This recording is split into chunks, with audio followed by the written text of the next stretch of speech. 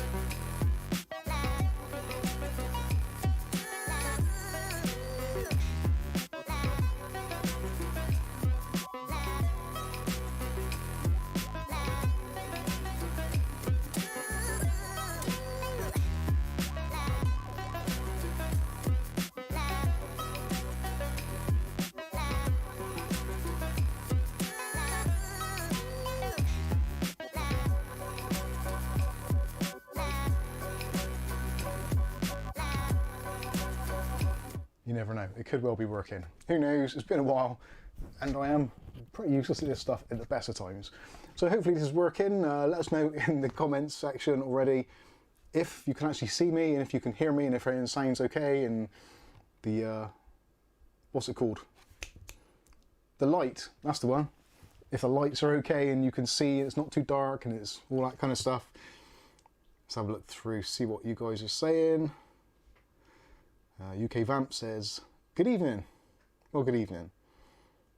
Nicholas Barlow says all good. Welly Bob says working fine. Ugly Bob says it's all Goldilocks. It was blimey, I missed you lot. I always look forward to Mike's Saturday night show with a beer or three at hand. Well, that's very good to hear. Steve Larkin says looks good. Skystalker, how you doing? Saying it's working fine. Excellent stuff. That's what we like to see. Do excuse me if I choke or cough or whatever during the stream. I am still kind of nursing myself back to full health. I'm probably, I would say, a good, well, depending on the day, probably somewhere between 80 and 90% back to full efficiency. I don't think I've ever been 100% anyway, so let's not get carried away with ourselves. So yeah, just for those of you that are joining and not sure what the hell I'm talking about, I have had a couple of weeks off streaming. We've actually taken pretty much best part of 3 weeks off of filming as well, because we've both been kind of set back with seasonal colds or virus or whatever you want to call it. Basically, it's been one of those things where you get sore throat, get all the usual stuff, coughs, sweats, the shits, all that kind of stuff. Sorry, being blunt. Kath didn't have the shits, just want to clarify that for those of you right there watching. I feel a bit let down. Kath wanted that actually for weight loss purposes, but doesn't appear to work for me, hence why I've had to grow a goatee to hide my multiple chins, but that's another story. Anyway, so yeah, we've been a little bit under the weather, so yeah, it's not ideal when you're actually trying to make content and you're trying to get an idea across to people whilst on camera. It's extremely difficult to do. If you've got a head cold and your brain's not working properly and you're trying to get the words out, it's just not fun. And if you're feeling unwell, yeah, it's not worth trying to push yourself. So we've taken a bit of a step back and basically just been muddling through day by day thinking, oh, I really need to get a video done. There's stuff piling up, need to do a video, and it doesn't work. We've done a couple which have been okay-ish. Hopefully the people that have sent the products to us for review won't be too disappointed with the output, but we're doing what we can. We're only human beings ultimately at the end of the day, and we are fallible. We get things wrong, we get ill, we get knocked back, etc. But importantly, we get back up and we start again. So that is what we're trying to do, starting from today, hopefully. So there you go. For those of you that have missed us for a couple of weeks, not sure where we've been, that is essentially it. Just been a little bit ill and still a little bit kind of cloggy and coughing and stuff. So okay, if I do start coughing or I have to mute the mic to go off and have a cough, do bear with. It's yeah, it's nothing major. It's just a cough and a cold. So anyway, there we go. So let's, well, we've missed so many things because of not being on air, etc. We've missed so many things like obviously Black Friday as a pretty huge thing, which was very much like the rest of this year, was hyped up to beyond all belief and was basically pretty rubbish. So I want to hear from you guys. Let me know, what did you get in the Black Friday sales and Cyber Monday? Did you manage to get yourselves a bargain? Was it all good in the hood, or did you just come away empty-handed like I know quite a lot of people actually did? We have had a super chat from Ugly Bob. This is the second one actually. So he has been deprived of the previous RGB installation. I was going to say something else and I put two words together and kind of made one out of it. I have a habit of that. Me and Peter Andre, very, very similar. Ugly Bob says you get knocked down but you get up again. Lager drink, cider drink. He drinks a lager drink, he drinks a cider drink. Oh, that's a little old school tune, I haven't heard that in ages. Thank you, Bob, for the super chats, and thank you for the one earlier on as well. Bandy says, yeah, Mike and Cav back on a live ting. Yes, we are definitely on that, what you just said. Mick Wood says, sorry to hear you're both ill, hope you're back to full health soon. Thank you very much, Mick. Yeah, we're getting there, we're getting there. It's like anything, as you get older, it just gets more and more difficult to kind of get back up to where you were. And I got to be honest with you, I, like a lot of people in this country and around the world, and to be honest with you, it doesn't matter really where you are, it's not really a country limited thing, but I do get depressed. And with the things we've had going on recently, obviously the state of the world at the moment, what's been going on, all that uncertainty. We've also had our boiler packed up at home. We've had a new kitten, which has been an absolute upheaval, which is a kind of blessing, but also it is real hard work. Especially when you're ill as well, looking after a kitten and trying to keep eye on things and all that kind of stuff. Yeah, the boiler breaking, so no heating or hot water. What else? We had something else go wrong as well. I'm sure there was something else that went wrong. But yeah, basically the combination of everything. Oh, we've been battling with a company trying to get our loft hatch fitted so we can actually store some of this stuff we've got around us up in the attic, so we've got a little bit of a breathing room so we can actually live a life in the house. And we've been waiting 2 months now, and as of today was their last chance to actually get it installed, and they let us down yet again, and they said basically, yeah, we'll send your money back. So yeah, that's going to be fun. So yeah, it's just been one of those things for the last 2 months. Realistically, for the last 2 months, it's just been a gradual thing, and then getting ill as well, it just knocked me for six. And my mental health, I do suffer with depression every now and then. I think a lot of people do. It's one of those things, and especially when the nights are getting darker, the days are getting colder, sad, not getting enough sunshine. I'm not looking after myself because I'm feeling ill, so I'm not getting out, not getting fresh air, not being very active. And I think just the cumulative effect of all of that, it really has knocked me for six. Knocks my confidence, knocks my ability to do what I do, and has made it so I don't really want to get up in the morning, which is not a good place to be. So as of today, this is where we stop. This is where we change things. We're going to turn things around, going to make positive mental thing to get back on the horse and start riding again and get on and do what I do, because I do enjoy what I like doing when I can do it. But when you got all these things clouding you, it's not easy. So for anyone out there who's got a YouTube channel and you've been through it as well, this is probably the second time that I've been through this, where it just gets to the point where you just physically or mentally cannot do it. You may have all the stuff in the front of you in the world, the best cameras, the best equipment, the best kind of support behind you, but you just cannot do it. It's just this big block. But anyway, we're moving on, we're getting past it, and yeah, we will move on and we'll do a review on a satellite. We'll do a review on a satellite very shortly. Yeah. Actually, that's not a bad idea. Thank you, Matthew Day. We're going to do that. We're going to buy a satellite. We're going to claim for it on the business expenses, so it's fine. It's great. That'll work out very nicely. Yeah, we could do some sunshine. Could do a holiday. We could get a sunbed. Yeah, let's buy a sunbed. But then you keep reviewing it. Here's Mike on the sunbed in his budgie smugglers, along with the two Mitchells down there. Oh dear Lord. Yeah, see, we can still have a laugh and a joke. I think that's the thing with depression as well. You go through, a lot of people find the same thing. You go through the stages. So you go either, you get the highs and you get the lows. It's when you take kind of pills and stuff like that for it, it just puts you on a level. So everything is just like a level, straight level, which is fine. It helps a lot of people. But for me, it was just not good enough. So I tried them before, and yeah, it didn't work for me. That's all I'll say. So I'm at the point where I have to deal with the lows and kind of make the best of the highs when they appear. So yeah, the highs generally are slightly outnumbered by the lows, but that is life, unfortunately. Rub your Q-link. Yeah, I have to rub my Q-link repeatedly, and I still do wear it. And in fact, actually, the couple of days when I was ill, I didn't realise that I wasn't actually wearing it. And I don't know whether that had any bearing on it. It probably wouldn't do. It shouldn't do, really. I don't know, maybe it's a comfort crutch, I don't know. Maybe it is. They have got discount on at the moment. They have got a sale on at the moment. I don't actually know, I don't think they have they? It's up to the 50%. Well, maybe they have. Anyway, that's enough shilling. I'm doing far too much of that these days. Actually, I did make... What was the video I did the other day? And I was shilling... Premium CD keys. PremiumCDkeys.com, for those of you that already use them. They've started selling Office 2021, the new Pro Plus version of it, which is actually a really nice little addition. It's very similar to Office 365, but it's a standalone version. They've just started selling it, so I did a video Thursday where I recorded it, and yeah, I just literally sold my soul. But then it's helping you guys, because you get cheaper license keys for your software, and I get a little bit of a kickback from it. That's the way of the world. We're making money together. I'm making money, you're saving money. It's a good thing. Anyway. Oh, did I turn my mouse off, or is it just not working at all? I don't know, there we go.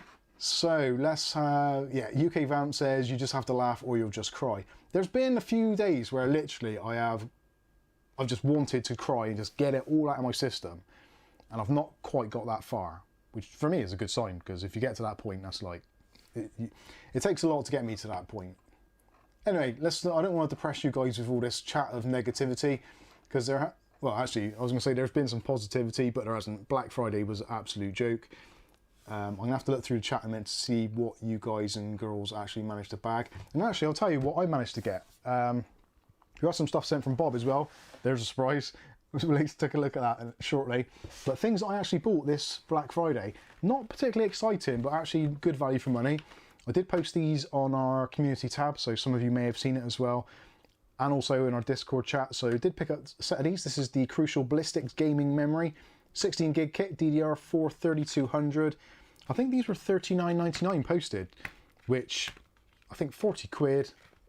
I think it was 44, it might have been 44.99. But even still, £22 per stick, or £22.50 per stick. You can't go too far wrong. And I've not even opened it yet. I've not even felt the urge to open it. It's not that exciting, let's be fair. There's no RGB, just ballistics RAM. We've actually some nice heat shielding on them, which is always a nice thing to see. And they've actually got quite a nice matte finish on them. Let's see if I can get you overhead of that one. So possibly you can see that now. You can see that? Maybe you can. No. Well, yeah, sort of, yeah. You can just about get it there. There's a very kind of matte finish to it, which is quite nice. So yeah, those were pretty good. Like that a lot. Again, for that sort of money, it's worth stocking up on it. I don't actually have a use for it at the moment. I was going to put it into my little media center PC build, which I've got in the front room, but I've used some of the A-Data RAM in there, so that's worked out okay. So I've got this spare. It's always nice to have some DDR4 3200 around, especially for some of those older builds. So the way things are looking with processors at the moment, which is looking pretty awful, when it comes to those last minute Christmas builds for people, I'm sure there's going to end up being some kind of Ryzen 7 1700s, some Ryzen 5 1600s, maybe a couple of 2200Gs, that kind of thing. And for stuff like that, you don't want to go any higher than 3200. There's no point whatsoever. It's unlikely you're going to get most of those chips to run that high. It's going to be dependent on the board, that sort of thing. So you don't want to spend like 50, 60 quid on some RAM and have to underclock it to sort of 2933 or 2800 or even 3200 if you're buying 3600 sticks. So yeah, that's worked out pretty well. I'm quite happy with that. And that will go, well, yeah, that'll go on the shelf with the rest of the RAM I've got there. I've got some crazy amounts of RAM at the moment with really not a lot to use it with, which is kind of disappointing, which is where the market is at the moment. Graphics cards, still, whatever. Another thing I picked up, which was actually particularly cheap, I'm trying to think who it was on our Discord who actually mentioned this. It was a while back, and my memory at the moment isn't the best. I'm trying to think who it is. Maybe someone in the chat will remind me and say who it was. I can't remember who it was, but somebody posted it. It was from a company called Infinite Computers, which I hadn't heard of before. And they were doing the Cylon 700 watt power supplies. They also did the modular, semi-modular one as well, for £15, which was insane. And I literally put an order in on Amazon the same day for the same power supply for £26.95, I think it was. So I was like, right, cancel that straight away. And we were all going on from the Discord and ordering these. I only got one, because realistically I don't need more than one at the moment. Although, in hindsight now, I'm kind of regretting I didn't grab a few of them. These are always really handy to have around for those budget systems. It's only a bronze. I actually don't think it's a bronze even. They couldn't, with this, because of the way they've rated it, because they sell these in Europe, America and the UK, they couldn't actually put on there the label because of it. It's 85% efficiency, so technically it does get a bronze for the UK because of our electricity system being slightly different. But because in the US and the EU, because the different voltages, doesn't quite get the bronze. So they put a white label on it, but effectively it's a bronze in the UK. Anyway, that's enough about it. Ugly Bob says, I think it was Amish. I think you might be right, actually. Yes, it was, yes. Paul Bakewell, what was the premium CD keys code? Mikesunboxing. All one word. I think you can put MUB5 in there, or MUB. I think that works as well, but you only get 5%. If you do the full thing, Mikesunboxing, you get the 7.5%, and it's in the video description as well. the code is Mike Shilling, exactly. I'll tell you what, it was really handy this week, because I've sold a PC, and I managed to get a Windows 10 license and Office 2021 for less than £15 for the two. Come on, that's pretty good. Most of the other YouTubers and other key sites that we get emails from all the time, they're selling their license keys for Windows for like $20 on their own, or £20, £25. Some of them are even like £40. It's like, come on. We're not being sponsored by them. Yeah, we're not sponsored by Premium CD Keys at all. We are an affiliate, but we are not sponsored by them. I could go off anywhere. Literally every single day we get an email from another CD company. Would you like to promote our keys? Every single time it's like, okay, what are your prices? Or I go to their site and look at their prices, and they're always more expensive. So I've got no reason to recommend to you lot, or for me myself, to use anyone else, because Premium CD Keys, they do a great job, the prices are excellent, and if anything goes wrong or there's any problems, there's email, there's Messenger on Facebook, you can just get in touch with them and they'll sort stuff out. And there's been, I think, one person who's had a problem so far, and that was Skystalker, and he sent me a copy of the chat that he had with them, and I think they fixed it, sent him a new key in like 5 minutes or something like that. So if I get this question a lot, actually, all the time. People say to me, can I use Premium CD Keys? Are they legit? And all I can say is I've used them myself personally, and I would say, other than the time I bought Office 365 from Microsoft itself for another project, other than that, every single key I've used in the last probably 3 to 4 years has been from premiumcdkeys.com exclusively, because of the pricing. I may have bought one off eBay to try to see how long it lasted, and that didn't work very well. And I did the same for an Adobe Premiere key, which did basically the same. That was an absolute waste of money. I did get the money back eventually, but it was just waste of time and effort. So yeah, premiumcdkeys.com, highly recommended if you've got any qualms about using them. They do a money back guarantee, so yeah, you can't go wrong. Use PayPal, even safer then, so if you do get any problems, you can just get your money back from PayPal. I don't know if that's a question. You get now TV codes? No. No TV codes? No. No. They do game Steam codes, don't they? A letter on Black Friday saved 18% on a new mattress. The other one got worn out. I don't want to know about that. I really don't want to know about that.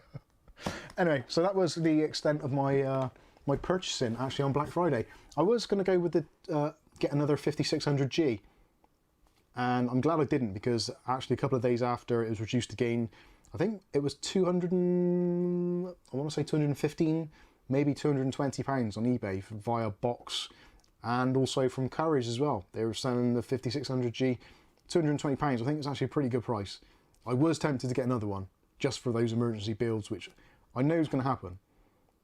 A couple of weeks or a couple of days before Christmas, it's going to be mayhem. People will be like, oh, I need a PC. I haven't got anything. It's like, I'll unplug this one. You can have that.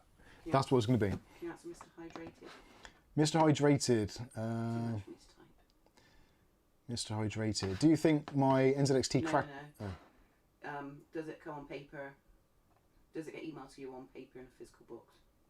What's that, the key? Yeah. It gets emailed to you, and they send you the email with the license key, and also they send you a link as well on another email which gives you access to the ISOs to download Office or Windows or whatever. And actually, the link that they sent, I don't know whether they're supposed to do this or not, but the link they sent is part of the kind of TechNet setup from Microsoft, and it's also got all the stuff on there, like virtual machines, all that kind of stuff. So it's actually worth, if you want to get access to the ISOs to run virtual machines from Windows, I think it's XP 7, 8, 8.1, 10 and 11, and the 11 updates, you can download the VMs from that link. So if you bought yourself a Windows 10 key for like a $5, you can actually get access to all the other ISO downloads, which for some people is going to be pretty handy. Paul Baker just bought one, got his email in 1 minute. Hey, there you go. Thank you, Paul. Thank you for sharing that. Got your email in 1 minute. That's pretty awesome going. That is why I use them. I used to get a lot of stuff on eBay, and I'd put it, they'd say there, immediate delivery, blah, blah, blah, and then you do it, and then you'd be like, where's my key? It's actually really handy. If you're out on a location somewhere and you're trying to do something, it's really handy that they email it so quickly. So if you're doing a quick reinstall at someone's house, blah, blah, blah, do the install, by the time you've put the kettle on or almost told someone to get you a cup of tea, you're kind of like, your code's there, ready to go. So yeah, it's all good. Mark Berry says I can vouch for them. Bought my son's Windows 10 Pro key very cheap. Awesome. Mick Wood says yes, I got Windows and Office for about £15. Unbelievable. It's good. Yeah, you don't get a physical box, Mr. Hydrated, but you do get the key emailed to you.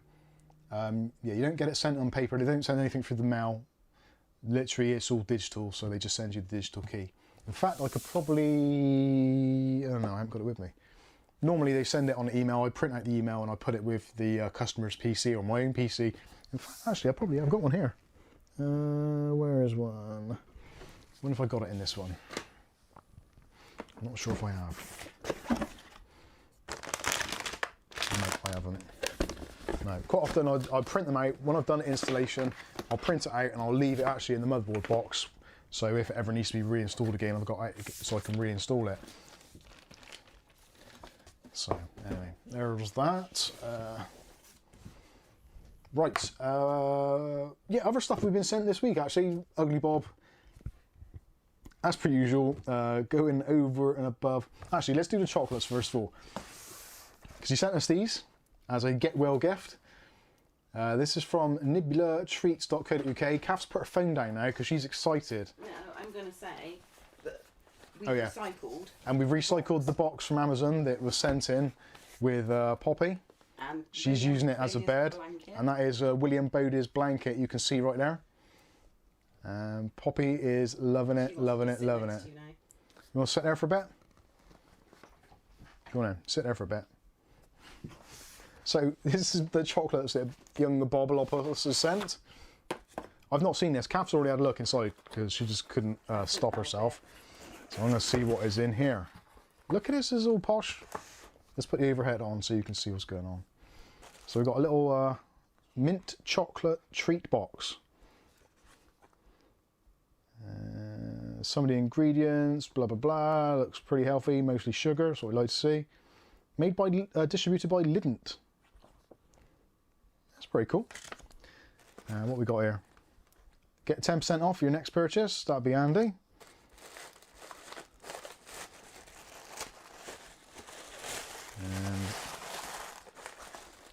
Oh, blimey.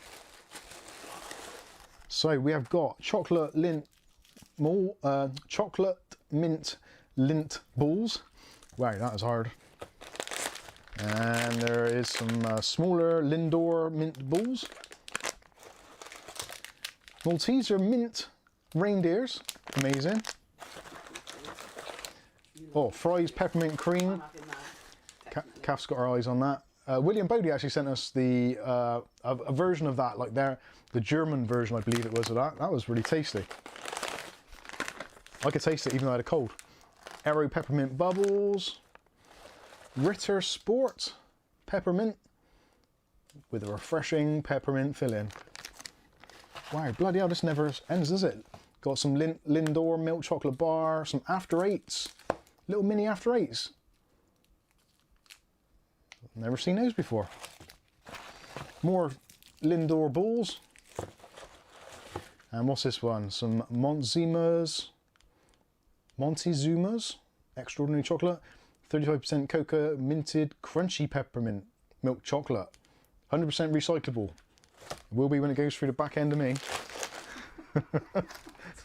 Thank you, Bob. Much appreciated, sir. Kath, I better give you that. Should you? Yeah. Go on, knock yourself out. Actually, can I give you the cat as well? Oh, she won't sit there. I know she does, but...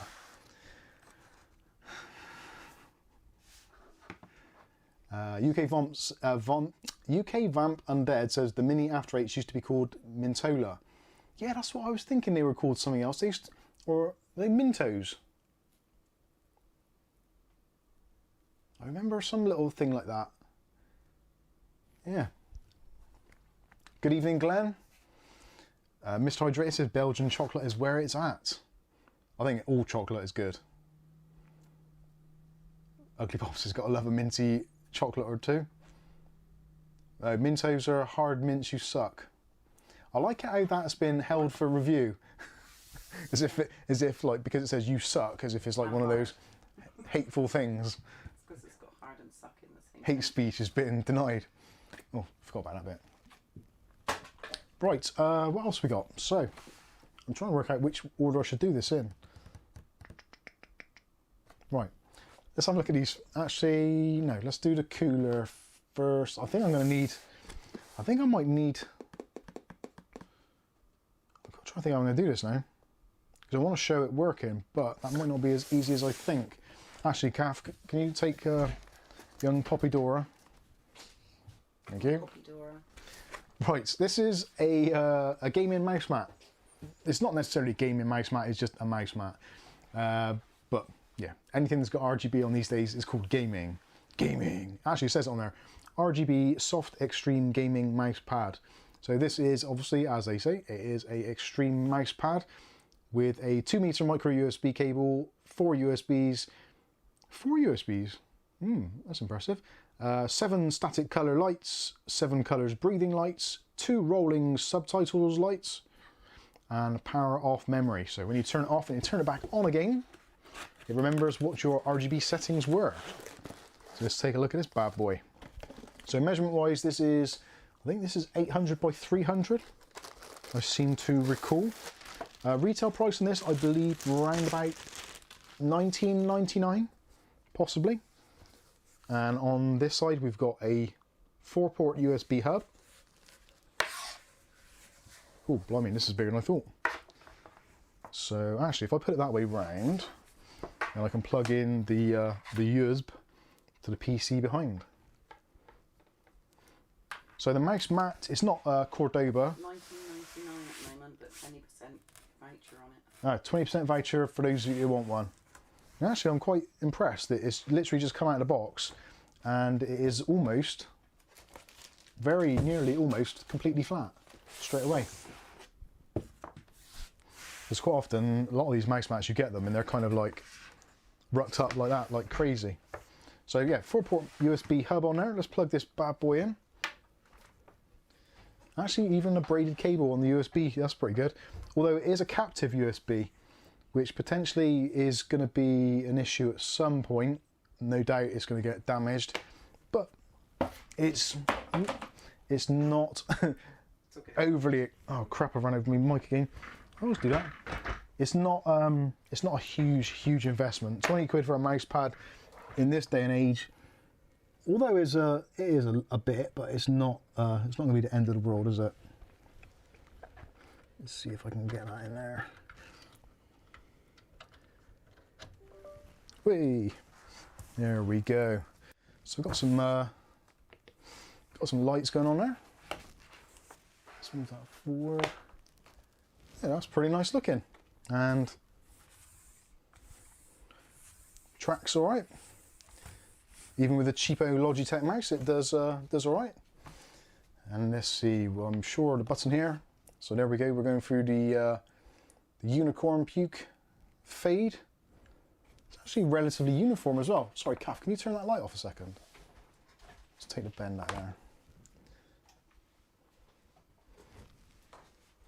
There we go. It's got quite a nice glow. As you can see, there is a little bit of extra glow in that corner. More so. Could be the way the lighting is. It doesn't actually look that bright to the eye. Ugly Bob's put wee on BB Lightfoot said cat or a USB mat. It's a cat scratching post mat. No, that's my legs. So that is, I'm not sure what colour that is. I'm guessing that's supposed to be kind of yellow. It's got a kind of, it's like that.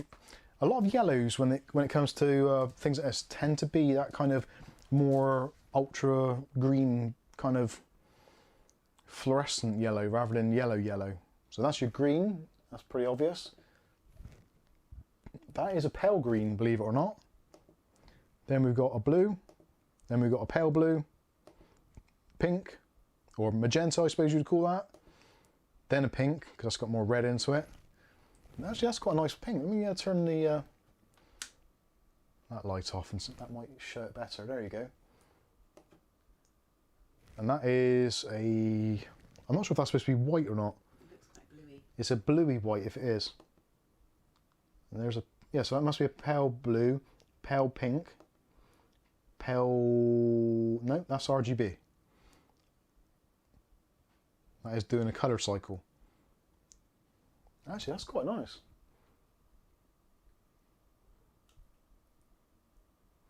Yeah, I like the where, if you look in this corner, you can see it, you get a little bit of a cycle effect on there where it gets a little bit brighter because the different colours have got obviously different intensities. Not bad. And that's the next one. What's that doing? That's slowly changing. Yeah, that's slowly changing from two areas by the look of it.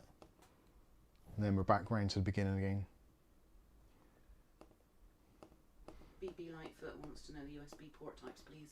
The USB port types, they appear to be USB, yes please, yeah. They do appear to be USB 2.0. What I'll do, if I put a USB thumb drive in with Windows or something on, I can try,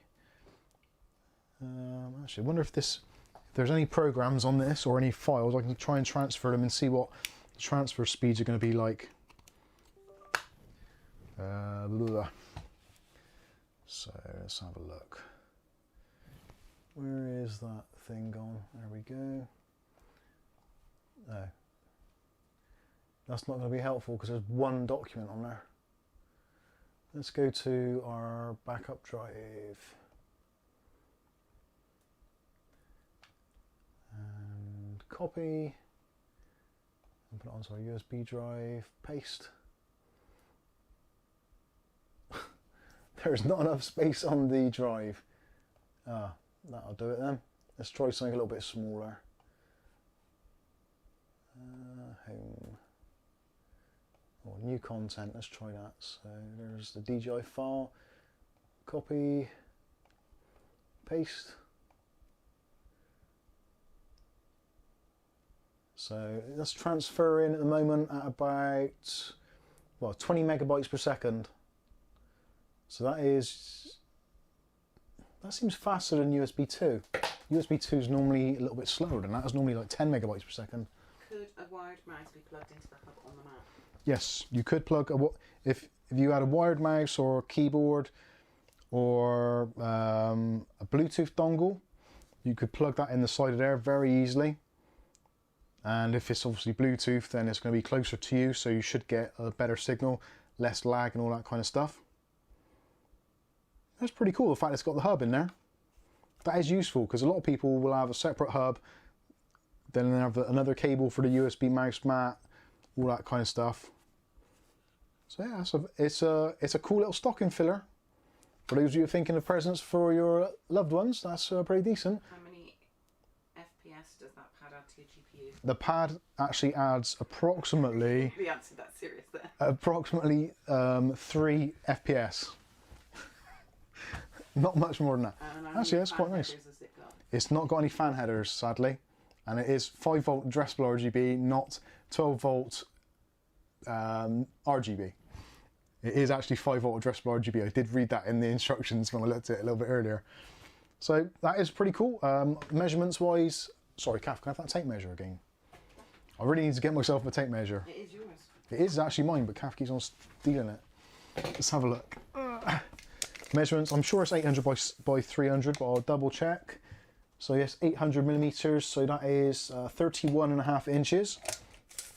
And the height, or depth I suppose you'd call it, sorry headphone users, is 30 centimeters, 300 millimeters, or 11 3/4 inches to be precise. Mondo. There we go, happy days. So yeah, that's actually a nice little mouse mat. You got some nice rubber backing on the back so it doesn't want to go slip sliding all over the place. It's pretty comfortable. We like that. Stuart Cleary's €10 says, great to have Mike and Kath back on the live stream. Cheers. Yay, we're back. You're on the wrong camera. Oh yeah, I'm on the wrong back. Yay, we're back. Oh, I am a bit silly sometimes. Although that worked out nicely because the Ugly Bob, yeah, it's a USB 2.1 hub, that's the one. The hub indeed is USB 2, excellent. What about spills and food crumbs? For spills and food crumbs, it does say, I did have a look on the Amazon listing for this, and it does say that it is water resistant. So we've got a glass of water, or some water. No. I don't want to put tea or coffee on, I think I don't want to stain it or any shit like that. This is a typical, it's not your kind of, if you remember the kind of mouse mats we used to have back in the kind of early 2000s, maybe late 90s, you used to have those mouse mats where you had the foam and then you had that kind of fabric top, and after a while the fabric used to always kind of come away from it. It was quite a thick kind of weave fabric, whereas these are quite a tight weave, so yeah, it does bead quite nicely. It doesn't seem like it wants to soak in. Drink that off there. Is it water? That's disgusting, don't. Actually, it is moving around, so it has soaked in. Let's do on overhead. You just about to see there is a very little bit there where it's kind of soaked in, where I guess it's not been treated there, but it does appear to be, yeah, just floating across the top there. That went in the wrong way. Tristan G says, spill some whiskey on the mat, that's a true test. Ugly Bob says that was water when Kath drank it originally. Well, we all drink each other's. Yeah. So yeah, that's actually wiped off pretty well. Totally dry. That's pretty good. Works for me. We like that. So there we go. That is the gym mouse mat. I'll get Kath to put a link in the You're always sick. in the description. Yeah, that's why I'm always ill, because I do actually eat and drink and do stuff which is actually very gross. My thought is if I get enough germs in, then eventually I'll have all the germs, and then I'll be a complete kind of environmentally sound immune thing. I'll never ever get ill because I'll have all the germs. There'll be no more germs for me to actually get. But I don't think that's actually a thing, so maybe I should stop doing that for my own health. Yeah, don't drink the yellow snow, kids, or eat it for that matter, or make ice creams out of it, or ice lollies. Deathstroke Zorn says, are gym fans any good? I gotta be honest with you, I'm not sure.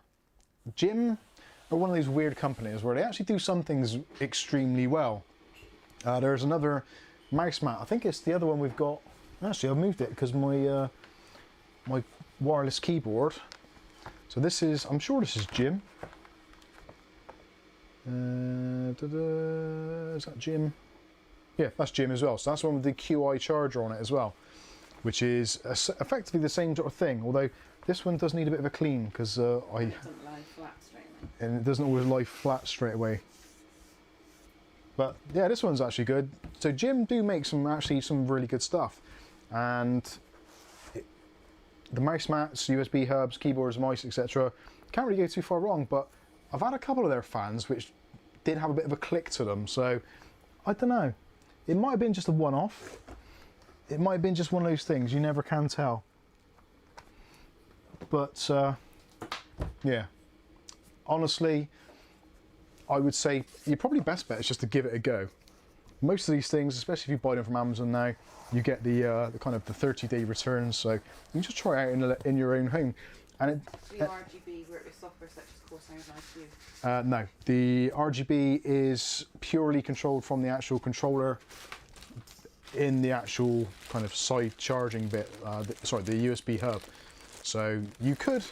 I've actually on my own desk over there when I used the other gym mat, I did actually get it to kind of semi-synchronize, even though it was only rainbow puke. But generally, most of the time, depending on what your color scheme is, if you have it set to rainbow puke, it's hard to really tell if things aren't in sync because it's all just one kind of USB technicolored thing. If you want a single specific color, you can just set the color and kind of that's it. And also you find with a mouse pad or desk pad, quite often you don't really want it to be doing too much in terms of color cycling. You want it to be quite minimalistic, otherwise it actually is a bit of a distraction, I find. Especially if it's kind of a really bright one or some color which is kind of very contrasty, like if you're going from, I don't know, blue to yellow or something. That does seem for me to be quite jarring, and you kind of get distracted by it quite often. So yeah, rainbow puke or static color is absolutely fine. Rick says, I like the Jim KB28 fans. I think those ones, I'm not sure which ones we did. There was, I think it was the KB28s we did, and we had the KB24s before that. And the KB24s weren't great, but the KB28s were much, much better. I can't remember which one it was. It was one of those things.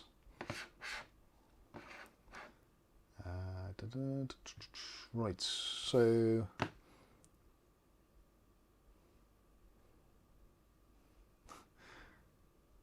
Should have used milk and then the cat would have licked it up. Ooh. Can't use that. William Bodie says Fax beer is better. Yeah, well, I've still got the Fax beer and I haven't had that yet. It's literally by the side of the fridge, waiting to go in the fridge when there's actually room in the fridge to get it down to a certain temperature. And also drinking, I find when I've got a bit of a cold, when you're feeling a little bit phlegmy, if I drink alcohol, it just makes it 10 times worse. So I'm essentially at the moment, I'm completely teetotal until I clear up and get myself a little bit more healthy. Saying I've got something on my eye now. That'd be a bloody sty. Sty for sore eye. What was next? What else? Did you take stuff off the desk, or is that me? No, it's those things in front of you, maybe. Oh yeah, that was one box covering the other. So I might actually need to get out a power supply for this, but I might need to get a power supply out for the other one as well because we've got that cooler. Let's have a look at the cooler. So this is the Allseye M90. Now I know that there's been a few of you who've been saying, Mike, when are you going to do a review on this? I've been ill. What can I say? I am going to get around to doing it. I'm trying to work out what I'm going to test this on. The Allseye M90 is effectively, it's not a 95mm tower cooler. It's slightly larger than that, but it uses a 92mm fan. So yeah, the fan dimension 92 by 92 by 25. The entire product dimensions are 112 by 92 by 135. So this is 135 millimeters tall. So for some people with slightly smaller cases, like in there where you physically cannot fit a 120mm tower cooler, it's really good for that. But you do have the downside that it is only a 92mm fan, so you do have some limitations on actually how much cooling a 92mm fan can do. Although this does spin apparently at about 2,500 RPM. So what it lacks in size, it makes up for in, I suppose, rotational power. So you've got a 4-pin PWM connection on there. You've also got a 5-volt 3-pin addressable RGB connection. If you don't have that on your computer, you've also got a Molex, so you can just run this straight off of Molex power, which is perfect because that is exactly what I'm going to try and do. Although it would be nice to see what the fan is like. But anyway, so effectively the fan is actually enclosed within the cooler. As you can see, you cannot physically touch the fan. So if you're planning on one of those more open builds, then this is awesome because you can just literally put it anywhere, and even if you've got cats, dogs, fish, crocodiles, whatever, they're not going to get their claws or teeth or whatever stuck in the fan blades, which is awesome. And that's a cool little design on the top of there. So we've got RGB strip that runs across the top there. I'm not sure if there's actually RGB on the fan itself. There doesn't appear to be. On the bottom you've got actually quite a decent heat plate, and there are 4 heat pipes, and actually that is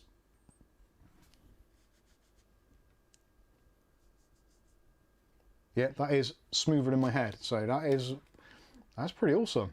That's actually ridiculously smooth. That's been finished very, very well. So it's going to be interesting to see what this performs like. It should do quite well. It's such an unusual design, it really is. It's very bizarre, and I'm trying to work out how you actually remove the fan. Do you push this up? I'm guessing I should read the instructions. Where's the fun in that?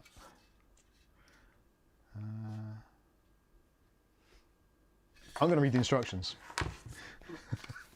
because I don't want to break it. So for Intel, blah blah blah. Yep, don't want to know because that's Intel. Can it support Intel 12th Gen or Threadripper?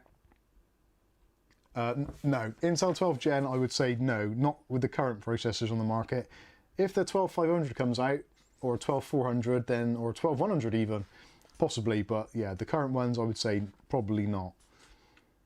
What is the TDP rating of said cooler? TDP rating of said cooler, I'm guessing is going to be around about 95 watts. That's a guess, I don't know for sure. In fact, it does not say, it does not specify. Fan airflow is 40.5 CFM.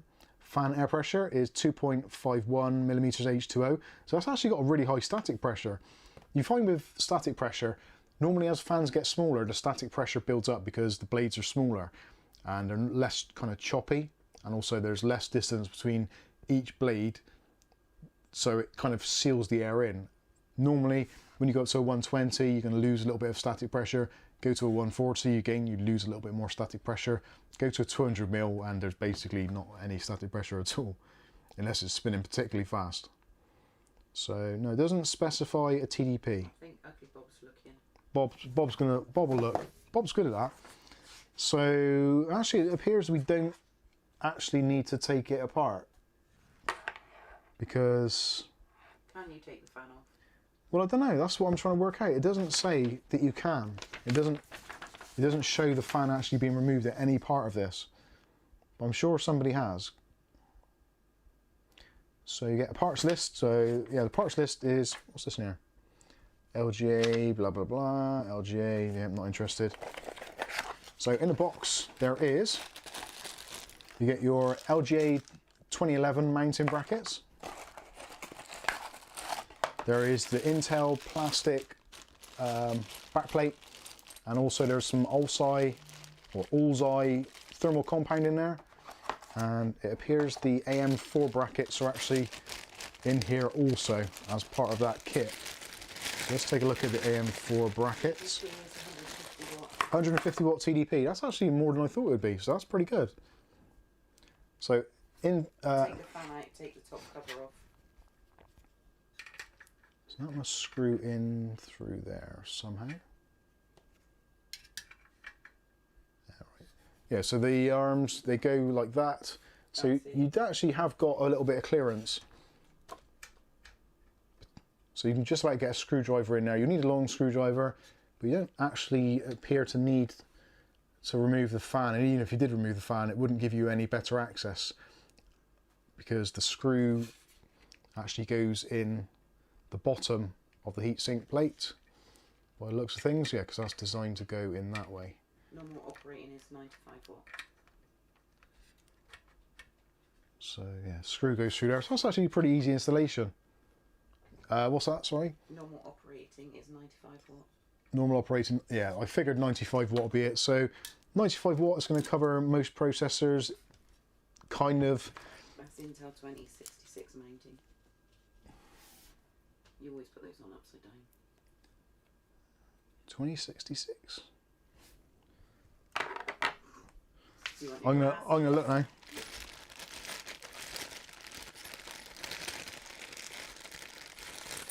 Right, so that's the Intel 775, 10, 115X and 1200.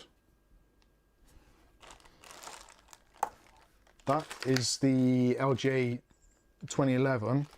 So that has got to be AM4.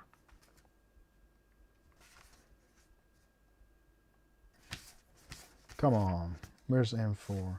So two pieces, two pieces.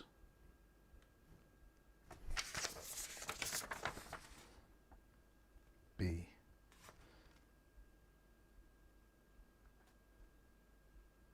Yeah, that's the one. They actually include a wrench, so if you can't get your screwdriver in, you can actually use, I think that's probably like a 4 or 5mm socket to actually tighten that up. It doesn't say AMD on it, but it's the only one that's, other than the Intel type ones, that would fit. So I don't think that is, yeah, that can't be Intel, that's got to be AM4, or well, AM3. It says there FM1, FM2, AM2, AM2 Plus, AM3, AM3 Plus, and AM4. And potentially AM4 Plus, if we ever get that there. If you take the top off the cooler, you can take the fan out that way. Let's do that. Let's do that then. So how do we take this top off? Because there doesn't appear to be any obvious way of doing it. I don't want to break it. Top camera maybe? Yeah, let's do overhead camera so you can see me damaging it. Let's try a screwdriver and see if we can pry it. D equals clip.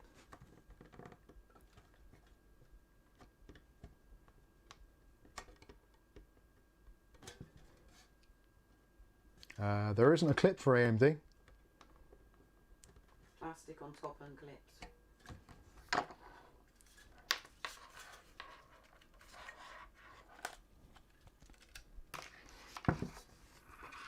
So it looks like there's a screw. I can see, yeah, there is a self-tapping screw for that top.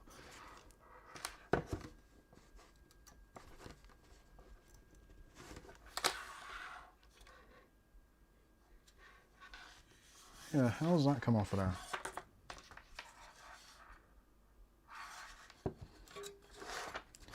I don't know if it's meant to come off or not. There's definitely a screw in between there.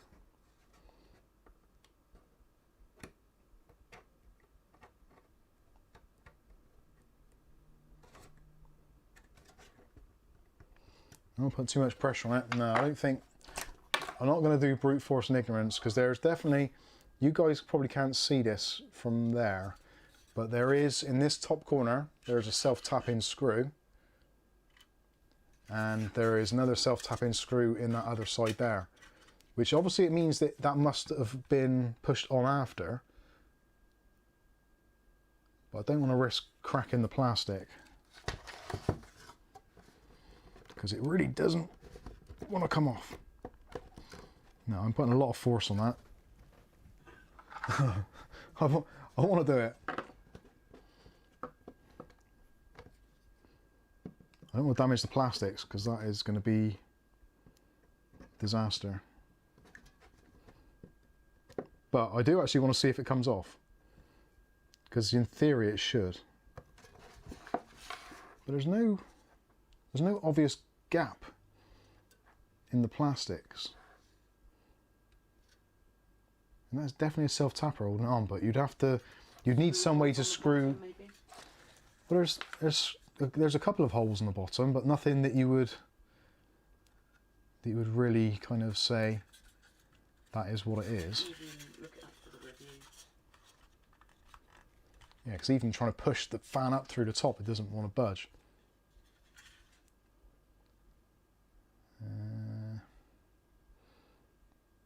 Yeah, that's a tricky one. So the fan is actually held in place. It's kind of suspended in there from that top bit. So yeah, I don't think that's supposed to come off there. But let's light it up and see what it looks like. Can you just answer David Edmonds' question? David Edmonds, what is David Edmonds' question? You read it. I can't read it when I'm doing this. David Edmonds says, hi, Kath. No, up a bit. Mike, can you help please? Is there a list somewhere that I can see which internal hard drives fit out RPMR and not so good SMR drives? Yes, there is. I think it's on the individual manufacturer's websites. I don't think there's one which is amalgamated yet with all of them on there. There might well be if you do a Google search for it. Just do a search for CMR drive list or PMR drive list or shingled drive list. Normally you can go to, I think Seagate were probably the first ones that actually published which models were and weren't.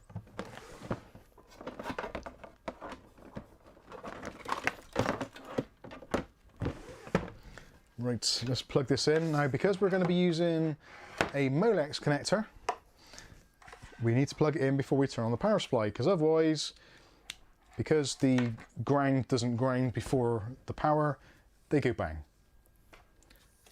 And as much as Kath likes that and it makes her laugh, we won't be doing that today. Can't wait the cat. You are now ruled by a kitten. Yeah, we are. Bang. Bang. So there we go. We've got some RGB going on the top there.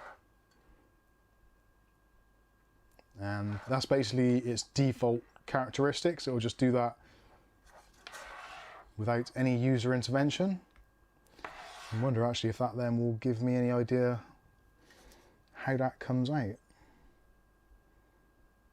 No, still none the wiser. There's definitely two screws, one there. I can see the cable now. That does look pretty cool. Anyway, so that is a very interesting looking cooler. I'm actually looking forward to there's silver PSG with RGB wires. It is definitely. Oh yeah, NAS compares. Good, well spotted, Bob. I actually watch that all the time. I should have remembered that. Yeah, don't wake Poppy. Yeah, that's pretty cool. It's definitely unusual looking. If you've got a PC and you've got that in there, people will be like, okay, what's all that about? But does it cool any good? That is what we are concerned with. It's actually quite a decent design because you've got the heat pipes. There's 4 heat pipes and you've got them obviously either side of the fan, so it's doing like a push-pull effect even though it isn't.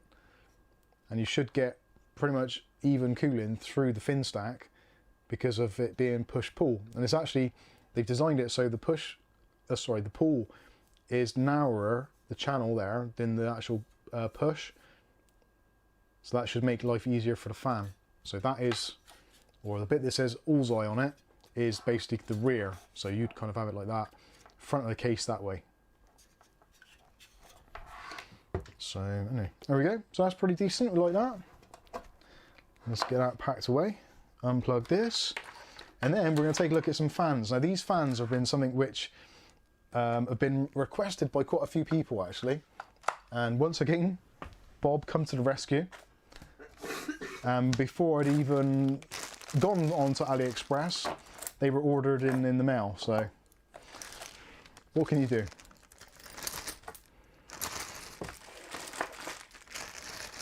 I know what I can do, make a mess on my desk again. Have you tried Leanne's fans yet? I haven't tried Leanne Lee's fans, and well, for a few reasons. I actually don't like Leanne Lee's fans. I don't like the ecosystem. The software, from what I can tell, from what people have been telling me, I've not used it for myself, so this is anecdotal, but people have said that it's very buggy software, which for me, because they are software controlled fans, I can't get that back in there. It is a bit of a no-no. There's some things which in software and hardware, if they're problematic and expensive, then I will quite happily just gloss over it and forget they even exist, which is what I've done with the Lian Li fans at present. So next one is going to be the Zizio. This is the Zizio 3-in-1 kit. So this is 120mm fans. They describe these as being a kind of like a firework effect. So there's a very unusual kind of RGB or addressable RGB kind of glow to the fans. And the fans themselves are actually an unusual colour as well. Now let's go through the specifications. Christ, I can't even see that. That is way too small. They are 54 CFM, lifetime 30,000 hours, and noise is 31 dBA, plus or minus 10%. Fans are 120 by 120 by 25, hydro bearing, operating voltage between 8 and 13.2 volts direct current, 0.27 amps, and fan speed 1800 RPM, plus or minus 10%. There we go. 34 CFM? No, don't think did I say 34? 54, I think I said. Yes, 54 CFM. So, what do we get? We get a very usual RGB controller box, a control hub. So this hub has, okay, so you can connect up to 6 fans. There is a PWM output, or input rather, and also SATA power, so that's always a nice thing to see. 3 sets of screws, as you'd expect, and that's unusual. How does that work? Fine. Okay, so there is a PWM connection there, and it would appear there is a thermal probe. So that is going to be a temperature probe, which is going to then convert into a PWM signal using the PWM controller. So that's pretty cool. So that would go into, yeah, pretty cool, yeah. Oh, where do I want to go in there?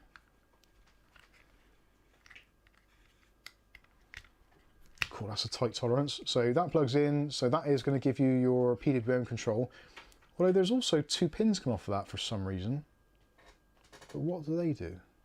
Well, it's going to be an instructions job again. See it happening. So alternatively, if you don't want to use the temperature control probe, which some people probably wouldn't, you do actually have another connection here, which is basically your PWM connection for the fans, and also a 3-pin 5-volt addressable RGB, which yeah, no doubt you've all seen before. So you have the option of doing either or both. So you plug that one in there. You can have the temperature probe maybe on your graphics card or something, or maybe your CPU tower if you want to, actually on the fins itself, so you can get an accurate representation. You could, I suppose, if you wanted to, if you had some sort of water cooling set up, you could just dip that into the water, and then the water temperature would then control the speed of the fans. Potentially you could do that. So the hub itself is, yeah, say 3 connections on each side, plus we've got a SATA, so the best thing to do is to have a look at the fans themselves. So there is an instruction guide there for the remote control, but these are the fans themselves. So these are actually not, you wouldn't immediately look at them and think that they're that unusual. They do look relatively standard. You've got rubber grommets front and rear, and it feels like it's a, yeah, it's actually a pretty strong frame. Quite nice looking, and it is 1, 2, 3, 4, 5, 6, 7, 8, 9 blades, so that's pretty good for airflow. Yeah. Mint Hawk. Mint Hawk.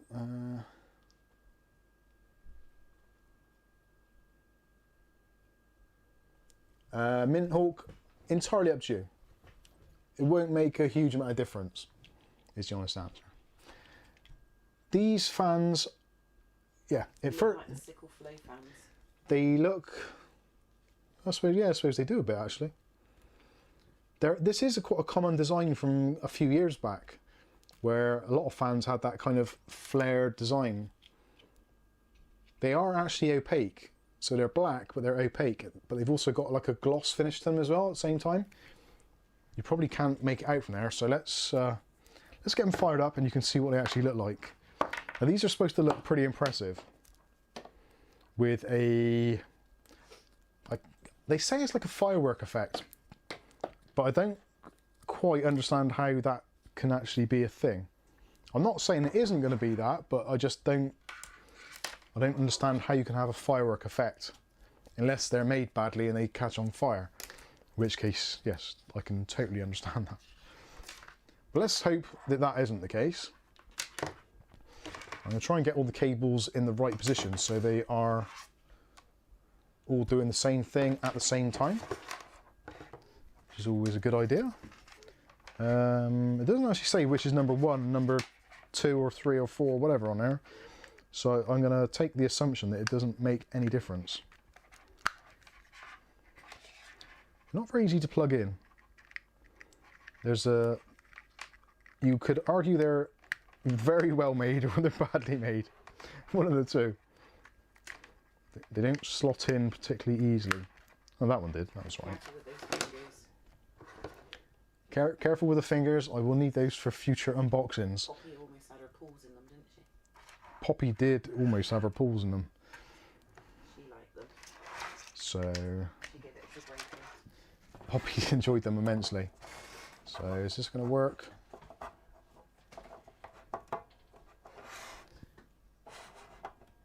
Oh, come on. Cool, blimey. Oh, I say that was quite a breeze. So, I think actually, yeah, they can see them. Can you turn the light off, Kath, please?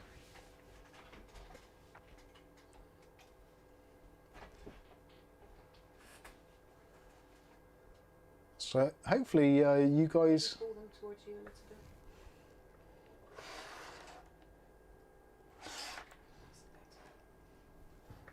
Now those are very trippy.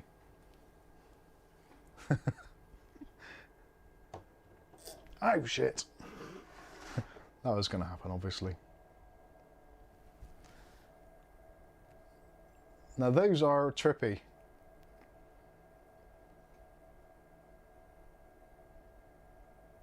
That is a very new style of RGB effect. So in theory, from this now, we should be able to... So you get a blue LED to confirm that you've made a change. So I put that into PWM mode. Let's put... Oh, we get a red one. So I've now put this into the thermal mode. So if I put this thermal probe... Oh, crap. If I put the thermal probe in my mouth... Oh, shit, my finger. If I put the thermal probe into my finger... No, into my mouth even. Glenn would like to see just white. Alright, let's do that. I'm trying to get these to stand. Stay where you're bloody told. Right, where... I can't see a thing now. Colour. Oh, we've got mode.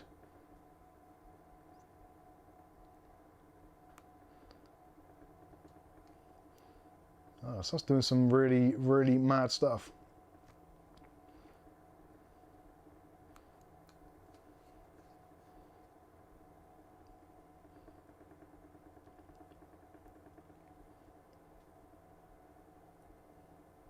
That is quite unusual, isn't it? We need Poppy for the thermal test.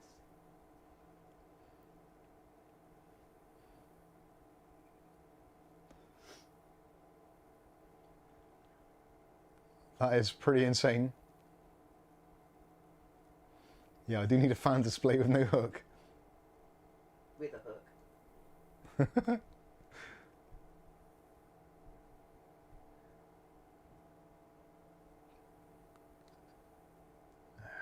Let's go back to unicorn puke. I haven't found white yet. I don't understand what that's doing.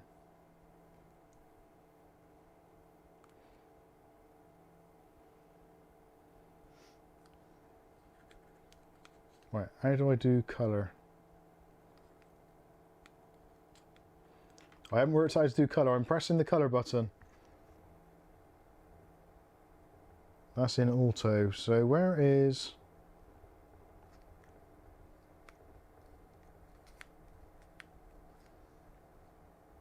Right, this is supposed to be... Right, that's in PC mode. So I press that into that one. Yeah, it doesn't want me to change colour for some reason. Do we have a link for them? Bob's probably got it actually. Put the wait on a sec. Half, I'm gonna have a look in the instructions. So how do I change colour? Point the remote at the hub, not the fans, lol. There's the hub. The hub's there. RGB effect revs like a car. That's the table probably. Isn't it? Oh, what, the noise? Yeah. Yeah. So increase. Right, control box autonomously controls lighting effects, which is that one there.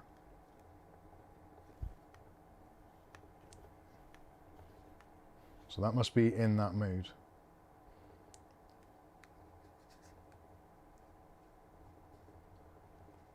Archie, the link's in now. Can you tell? Yeah. The link's in there now, Archie. So I'm not entirely sure how to do that. Next colour.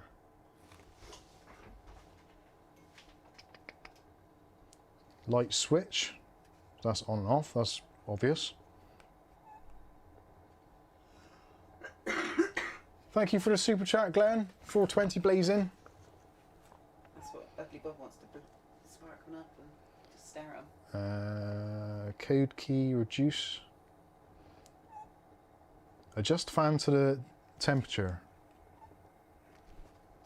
Right, let's put out a new goal.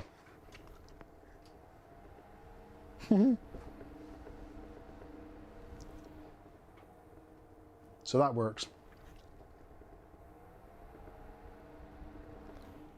Do your fans ramping up? So that definitely works. So that is in fan mode. Yeah, I just cannot work out for the love of whatever. It says press colour. That's not changing colour, is it? Am I doing something stupid here?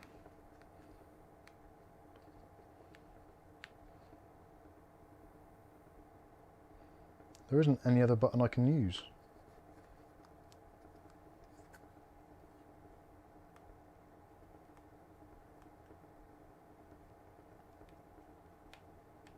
Yeah, because those are working. If I press the mode buttons, it changes mode. But I can't... For some reason it won't change colour. Am I being dense?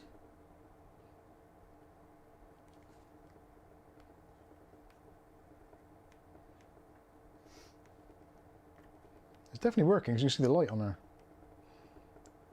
And I can change that. Have I got to be in a certain mode on here to change colours? Doesn't appear to be. There's a place lower to get more accurate temperature, just saying. Patrick. Change the mode until it is a single colour. Yeah, it doesn't seem to want to do that. In fact, I don't want to do that at all now. Oh, there we go.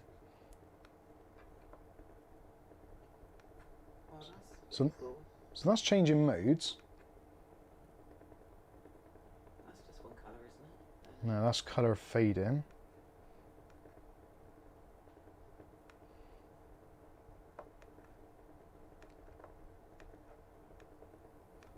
I wonder if the battery's a bit flat in here.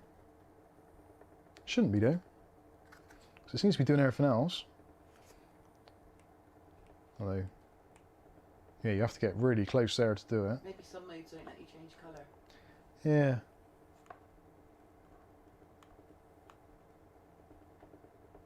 Right, let me change mode now. Battery is it? Grab us a CR2025, please, Kath. Where are they? With the batteries. What, on my desk? Yeah, I moved to your side. Sometimes you get this, especially with stuff which has been shipped or whatever, that the battery comes through and it's not in great condition. Oh, you'll have to do it. With your scissors. Oh, I didn't see which way that went then. Always have CR2025s in stock. They're very handy.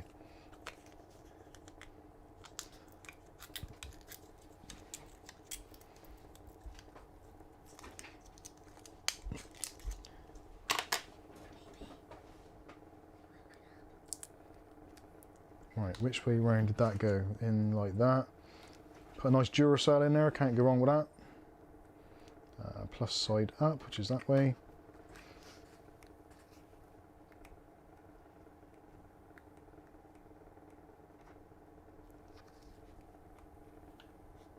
Oh, right, so it works there.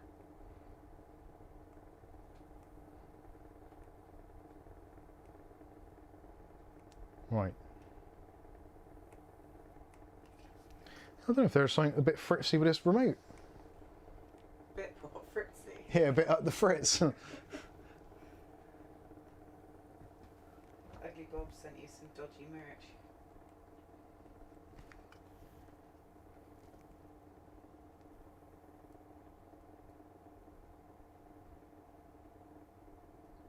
Right, so that works there.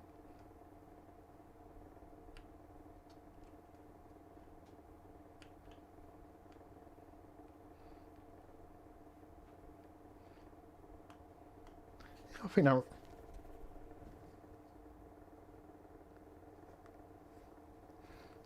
think the remote might be a bit at the, what's it? Actually, is it changing yours, Kath, over there? That's changed something, hasn't it? Don't know. Never look at it,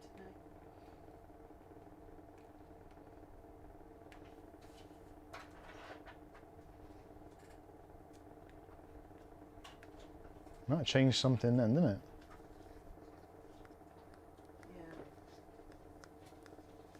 Yeah. Ah, right, so that...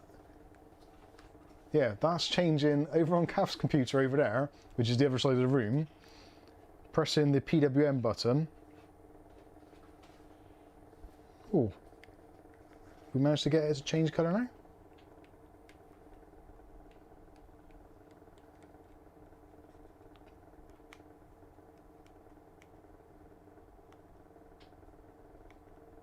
I'm confused. I might have to read the instructions. Anyway, I think you'll agree they are extreme. Oh, you got a bloody remote control there, you knobhead. What are you doing?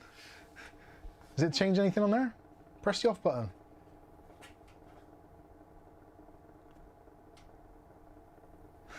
Got to try it with mine. Let's try it with that one. This is from the Game Max PC.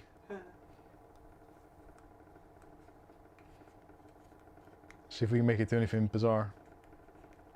No, I don't think it does. No, I'll give up on that. Go down the pub and try it from there. Yeah.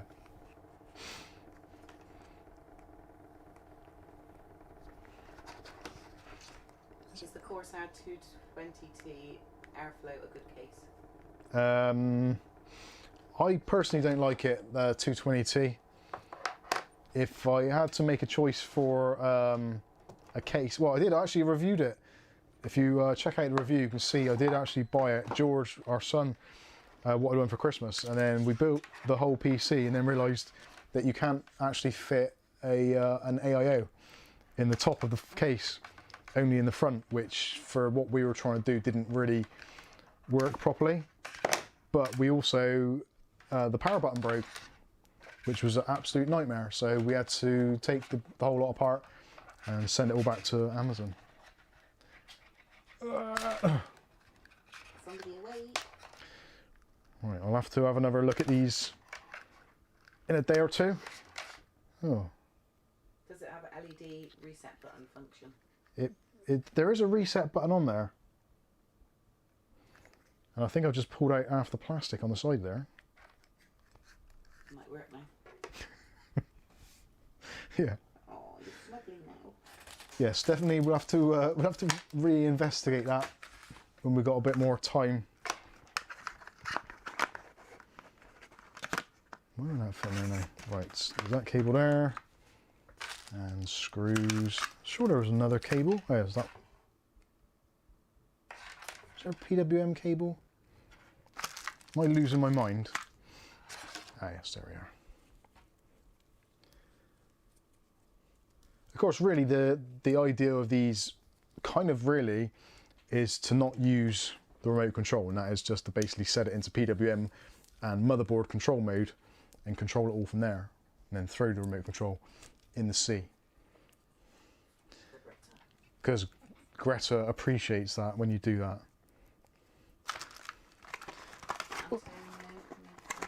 Antonio, where for out there? Where, and if I see in real life, not benchmarks, difference in L3 cache wanted, if I wanted 57G with 60 megabyte, managed to get, where will I see? Well, in real life, you're probably best off just asking somebody. In the Discord, there's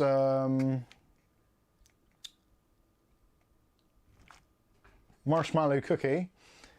No, Marshmallow, is that right? Yeah, Marshmallow Cookie. I think he's changed. Who actually has that CPU, the 4750. So that would be the sort of person that I would ask. Because obviously someone who actually physically uses one on a daily basis would probably give you a much better answer. I think obviously the 5700G is, from what I can tell, is a much better processor, because the 4750 is basically a 3000 series processor, whereas the 5700G is a 5000 series, just slightly cut down. So there's actually quite a big generational leap between them, even though they're both 8 core 16 threads, aren't they? I think. I nearly bought a 5700G the other day, so I should know that. Anyway, yes. Ask an adult. That's exactly. James Brock says, I like the colours I just saw. Make. The make of these are Zezio. That's Z or Z to you Americanos. Z-E-Z-Z-I-O. And they are the ZS120. And Bob has put a link in there also, so you can click on that.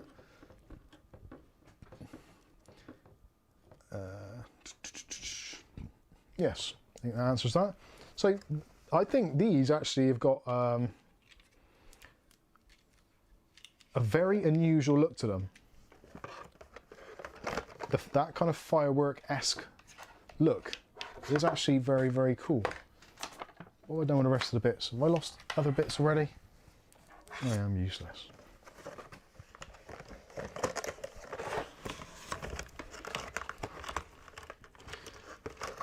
Right, let's put that away. I think that was it for... Oh, we've got that little Bluetooth speaker, haven't we? I can't really test that because I've got no music to test it on. I've erased my SD card. So we'll have to have a look at that. But very, very interesting stuff. And this mad little cooler, I'm still debating on how I'm going to get that out of there. It must come out somehow, because they'd have to put it together. It makes no sense that it doesn't. There must be an easy way. Well, not necessarily an easy way, but there must be a way. But I do realise that these are basically metal knives. So I could potentially lose a finger. And losing a finger is not always beneficial. I think I got enough ailments as it is at the moment without having that. Any info on Cryptech mining software?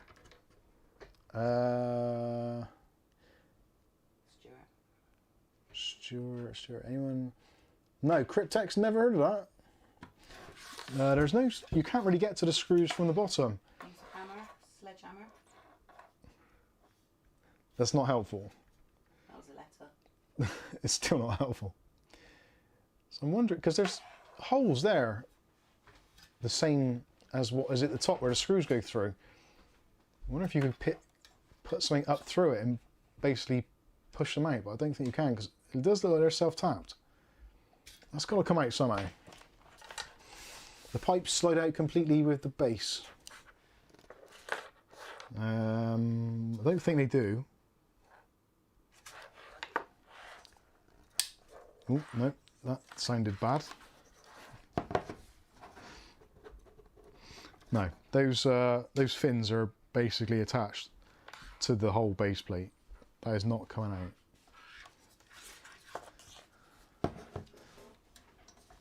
It's got to come off somehow, surely.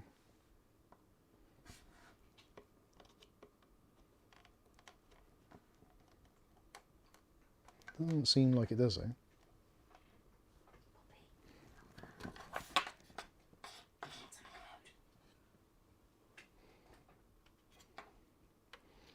That's definitely a self-tapping screw down through there. So it has to come off somehow.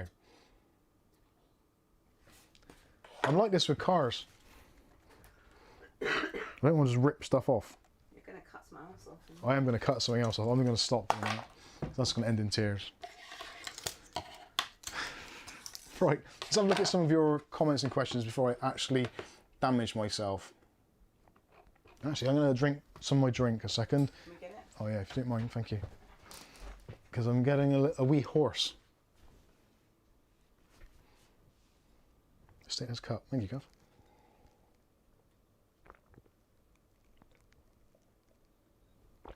Anyway, so Irie Wolfman has posted. He's posted on Discord how to do it. Oh right, excellent. Let's have a look then. We've got Discord on here. Sure I have. Where's the Discord? Find it. You go there, Pat, if you can see it from there. Yes. Is it in the main chat? Oh yeah. I think so. Base. Yeah. Stop biting me. Where's it in tech chat? No, general chat. Oh, general, sorry. Picture. Ouch. There, babe.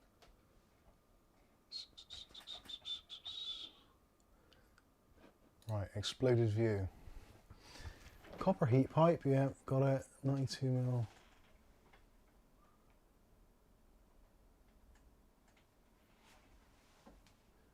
That is an exploded. Is that what you've got? Yeah. That is an exploded view of it, but that doesn't. No. Bob said, "I'm pleased. I just do the easy part. I just send it." Thanks, Bob. I do the easy part as well. I just open the door. Kath does the easy part. She accepts the deliveries And opens the box. and has to put up with my miserable ass when I can't do stuff and I'm sulking like a big kid. Going on the treadmill. Stuart Cleary says, anyone else on here find Discord confusing? Yes, it is confusing. We use it in a, well, I use it as a very minimal way. So yeah, I'm gonna have to look into that, but thank you for that, Irie Wolfman. Archie says a Scud missile from 200 miles away isn't probably not a bad idea. James Brock, I love Discord but not on mics. Thanks, James. Appreciate that. No, he meant he's not on yours. Right. That's bad. It should be on there. Archie says, I've got the King Max Brufin mid-tower case because of your review. Oh, that's cool. Have they all clicked the emoticon to open up the rooms? Oh yeah, if you go onto our Discord, you do have to click on the emoticon in the rules section to see all the other rooms that are available. There isn't, like, a lot of people will just see the 3 or 4 rooms which are default enabled to everybody. You have to go to the rules section and click on the emoji or the emoticon, and then that says, yes, I accept all the rules, and then all the pages and tech support and memes and all that will be available to you. James says, no offense, Spike, but maybe someday I'll join. No worries. I was only joking. I don't mind. So, oh, actually, I'm not sure if I discussed this before or not, which some of you may or may not find interesting. The problems I was having with my PC. If I've already told you this, then please let me know in the chat and I will shut up and I'll talk about something else. But there was, I was having a problem with my PC. I was getting random crashes in Far Cry 6, which that tells you how long ago this was, because it was kind of, I bought it on launch day, and from pretty much day 2 or 3, it started crashing. The game itself would run, but as soon as I try and exit the game back to the menu or back to Windows desktop, everything had frozen. The game would carry on running absolutely perfectly. Just the entire Windows installation would die.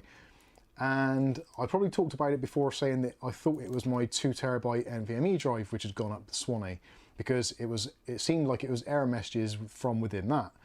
So I did all the usual things, cleaned out the drivers, done the DDU on it, etc, etc, and I swapped out a drive.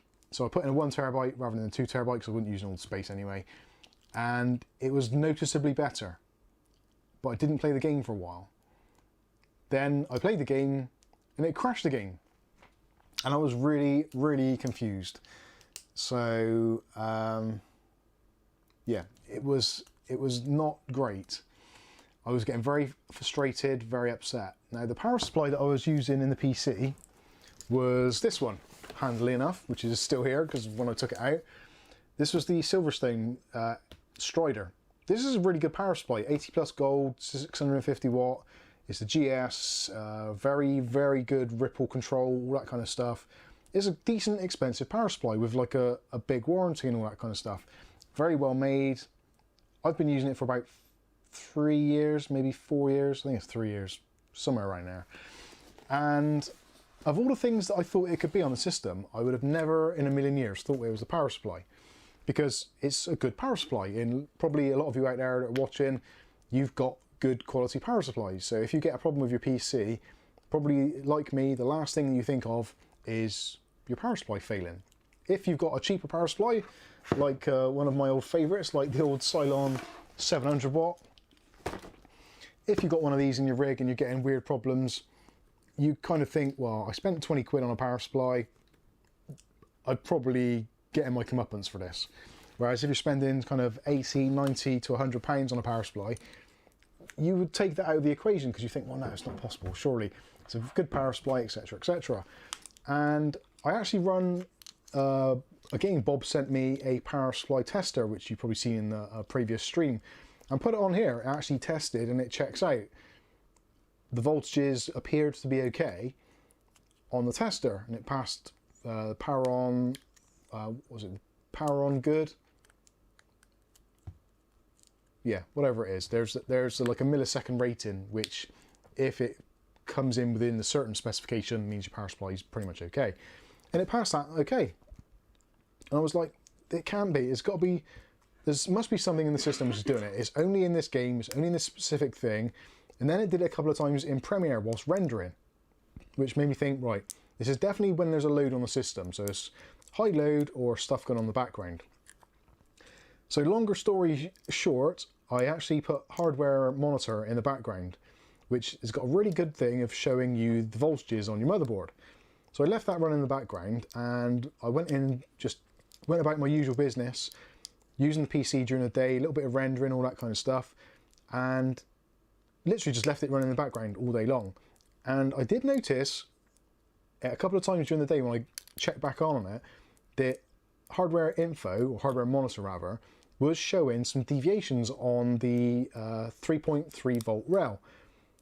Most things don't really work on 3.3 volts. Most people would assume, rightly or wrongly, that pretty much most stuff now, because we're looking at going over to the 12 volt only power supplies, that the 12 volt rail is your most important one. And it is actually important for quite a lot of things. But for USB and for I/O and memory and stuff like that, the 3.3 rail comes in almost all the time, and especially for NVMe drives and M.2s.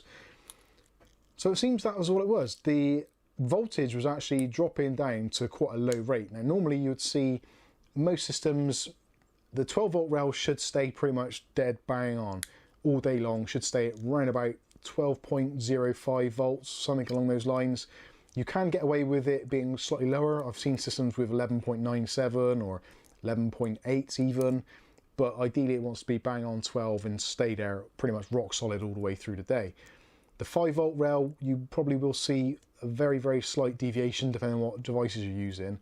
And the 3 volt rail, because of devices going to sleep, etc., that is when you get the little spikes, or when drives are under load. I was noticing it dropping down to 2.83 volts, which is actually a massive drop from what it should be 3.3. So it turns out it did actually at points, the actual rating went red, which means yes, it's bad. So although it passed the power supply test, under certain loads, it was still dropping underneath the what I would consider the threshold. Normally, you've got about 0.1, 0.2 volts, which you can drop, and it's going to be okay. Dropping much more than that, that's when it starts getting into problems. And when you're dropping from like 3.3 down to 2.9 or 2.8, that's a pretty big jump, and that was what was causing the problem. So I swapped out the power supply for another power supply, just a 750 watt bronze, which is a Corsair one, which I've had for donkeys. And since then, the system has not had a single crash during editing, gaming, or anything. So definitely was the power supply, which I never thought it would be. So to actually have a decent quality power supply to technically fail on me, I was very surprised. And I was going to make a dedicated video on it, just going through saying that even though you might have an expensive power supply and it's got X amount of warranty on it, don't write it off as being something that couldn't go wrong, because as it was in this case, and after searching, you do a search for it online on Google and things like that, loads of people have had exactly the same problem. So regardless of how much you're spending on your power supply, whether it's got a 5-year warranty, 7-year warranty, 10-year warranty, doesn't make any difference. These things can and do fail, but they might not always fail spectacularly. They might just have a weakness on a certain rail, or some part of the kind of internal workings of it just fell, not fully, but just enough for it to trip the system out. So when you're trying to diagnose system failures, don't always be looking for temperatures, don't always be looking for drivers and things like that, because you might actually be overlooking probably one of the most simple diagnostics, and that is just keep an eye on your voltages. So yes, that was sadly that was why my system was crashing, which was unusual. I didn't think the power supply would fail, but it certainly has. It still does work, and the system will turn on and I can use it, but I can't rely on it. So it's annoying when there's a partial failure, because yeah.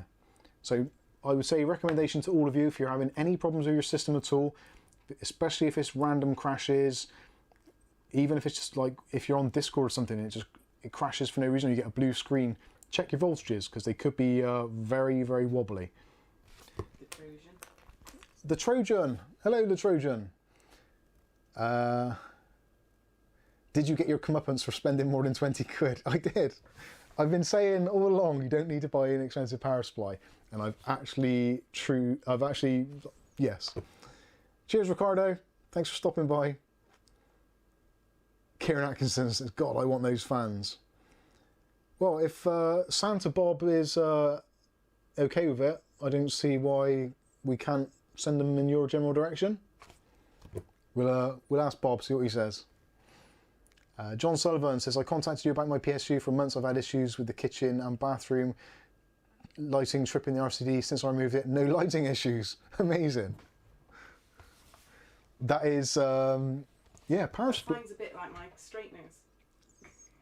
Yeah, calf straighteners. For about 6 months the light would flicker every time I used them. She put her straighteners on and the lights in that part of the house would all flicker. It was amazing. William Bodie says, I have a power supply tester after one of your videos, but never did make a test. Yeah, it's definitely worth doing. I would check it out. Use Hardware Monitor or Hardware Info. Either one of those is absolutely fine. Just watch your voltages. It's really easy to do. Normally you'll see, well, I'm going to do a video on it anyway. I think I'm going to do a video as a follow-up, just so that when people say, because actually one of the big crash errors that people get is kernel power 41. That is really common, and kernel power 41 is what I was getting as a background task error due to the power supply. Whereas most people would assume that would be kind of RAM, CPU, drivers, all that kind of stuff. I've never seen anyone say that kernel 41 was down to a power supply. And since I've changed the power supply, I've had no more kernel 41 power errors. It normally says kernel 41, the system is rebooted or has not rebooted or did not restart cleanly or something along those lines. And it's because of that. Go back up to James, have you just answered that? James, did you get any blue screens of death or mini dump files, Mike, or just crashed and burned with no info? There was a black screen of death because it's Windows 11. I didn't look at the mini dump files, which they possibly was, although quite a few times when I did it, literally I'd be playing the game, I would go down to exit to Windows, and as soon as I do that, it would just be a black screen, not a cursor or anything, just literally a black screen. I could press the keyboard, number lock light, nothing, and it was just completely frozen system. So I don't know what happened in the background. There may have been a mini dump log in the background from when it crashed, when the game was running as a separate process. I'm not entirely sure.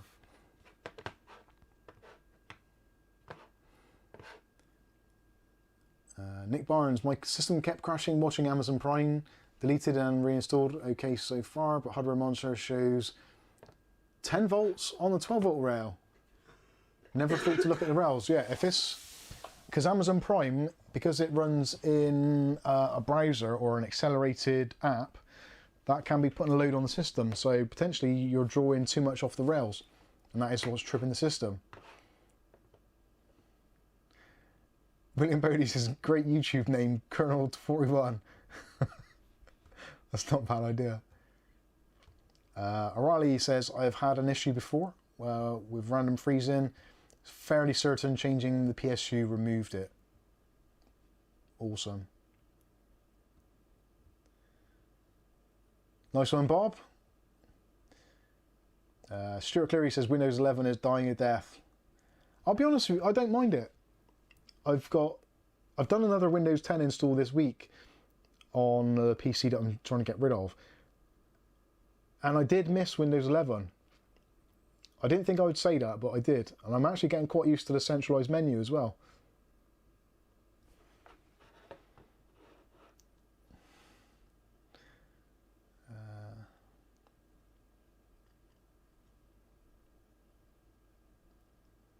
Tropical Island says the YouTube app on Android sucks at the moment. Why does YouTube not fix their stuff? Many people reported this days ago. Android,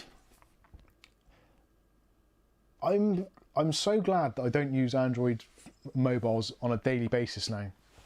I was a real proponent for them, and the whole thing of Android in all aspects makes total sense. It's free, it's open, it's flexible. You can do essentially what you want with it if you know how to compile your own. Most phones will let you install pretty much anything on them. You can get past the bootloaders and all that kind of stuff, and you can do essentially what you want. You can sideload apps left, right and centre. You can do what you want. You can make it your own phone. But I think that is also wherein lies the majority of the problems. There's so many different flavours of Android out there on the market, and they all are allowed to use the base operating system in such different ways that inherently, because of the way that Windows is to that extent against macOS, because there's so much flexibility and so many options and so many ways of achieving the same thing, people will always program apps or software or hardware in possibly the easiest way they can, which may not also, well, probably won't be the most slick way of doing it, or the least bug-free way of doing it. So also as well for Android developers, if you're making an app, it's really hard to actually develop an app that is going to be perfect for all versions of the app, of the operating system, because there's so many versions from kind of, I think still from, is it 7 still supported upwards? So you've got like best part of 10 years worth of Android phones which you've got to support, and they've all got different levels of hardware, they've all got different kernels, all that kind of stuff. It's a nightmare. It really is a nightmare. And also it makes it a lot easier for people to create apps on their app store because it's so open. Lots of apps have got malware in them as well, which there's always something kind of every other day. If you search online, go on the internet, you read a news article, pretty much guaranteed at some point there'll be 10 latest apps to find malware. Android removes apps from store. Google says sorry about infected apps. And it's like, oh God, every other week there's another one. I'm not saying that Apple doesn't get it, because they do, but Apple, because of how expensive it is to actually publish and get apps on their store, they do tend to vet them a little bit more. And there's arguably a smaller ecosystem or a smaller group of people that use iPhones. So it's a less attractive proposition for hackers and people that want to steal your information. So Android have got this huge kind of 80% of the world market of people using the operating system. They've got an extremely open ecosystem to place apps on. It's just asking for trouble. It really is. I use Apple phone on a daily basis. I previously used Android on a daily basis for probably about 4 or 5 years. And before that, a Windows phone, which I loved to bits. And actually, that was probably the best one of all because I didn't have to rely on apps. I could just use it as a Windows device. But anyway, moving on. Yeah, I think that's true. I would love to go back to an Android phone, but they do need to tighten down what apps are allowed on the store, who's actually allowed to make the apps, and to vet the software more. They've got to clamp down on it. Otherwise, it's just going to be an absolute free-for-all. It's like the Wild West. But saying that, I do like using Android. It's just I don't feel overly confident having things like my banking, my YouTube account, and things like, you know, like authenticators and stuff like that on an Android phone. It just worries me. It's probably me being paranoid, and there's millions of people that do. But I don't know. I feel that weirdly using Apple, I'm in a slightly safer ecosystem. Just get rid of it. Yeah, I'd rather just use cash, to be honest with you, but not going to happen.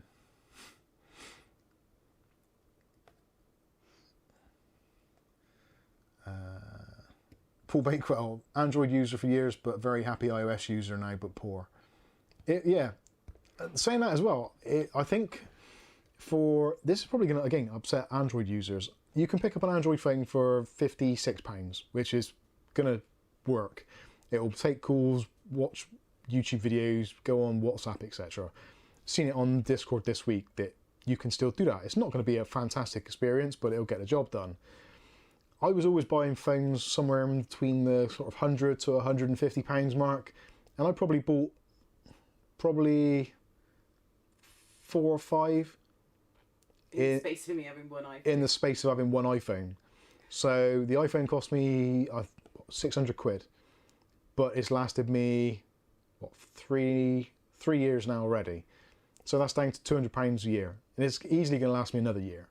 So that's going to be taking it down again to like 150. And then I bought the same one, brand new. Yeah, Kath bought the same one for half price. So 320 or, yeah. 329 I think. 329 it was. Yeah, £329 on a deal from O2.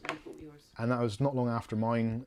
And that's lasted the same sort of time. So it's basically £100 a year, which is the same price as what we would have spent on Android phones. Or we probably spent more than that. They do seem to last longer. But we're not the sort to... Anyway, moving on. Dustin says, I got the MSI B550 Torpedo for €89. That's a pretty good deal. That is decent.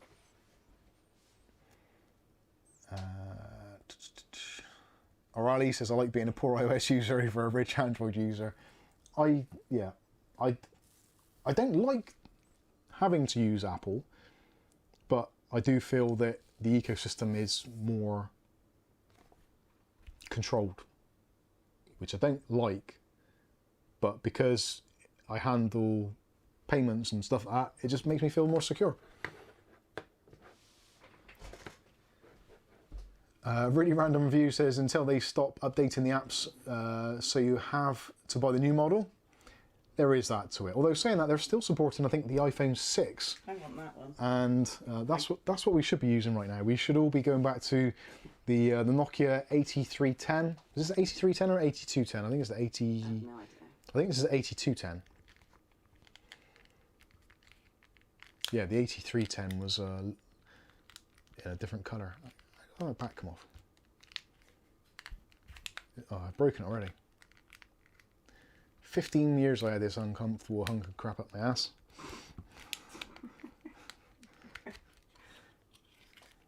Probably more comfortable than an iPhone.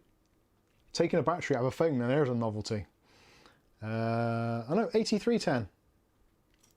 8310. What a dreamboat of a phone.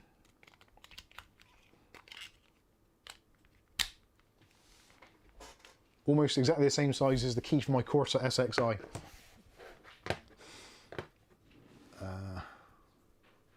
Don't drop it, you'll break your desk. Yeah, that's right, yeah. It did have changeable colours, didn't it? Yeah, you could change the covers on them. Got some old iPhones now. Is it going to work? No. That was from when Angel went to camp in year 7. Got some old iPhones there. That's a 4. Just a 4. Just a 4. 5. 5S. And 5. No, mine's a 5S, isn't it, I think? That's a 5S. I think mine was a 5S. Yeah, yours is a 5S as well. Absolute waste of money. Only joking. Does it have Snake Game? Yes, it does. I completed it.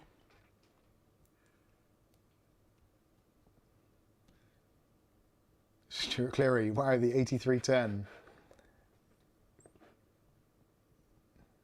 Yeah, I think I had the 8210 and the 8310. The thing I liked about the 8210 and the 8310 is it came with the Nokia headset, which had a little clip, so you could clip it onto your shirt here, had a microphone on it, a little button to press and answer calls. You had the earbuds, but also it acted as an FM antenna, so you could use it as a radio as well. That was great.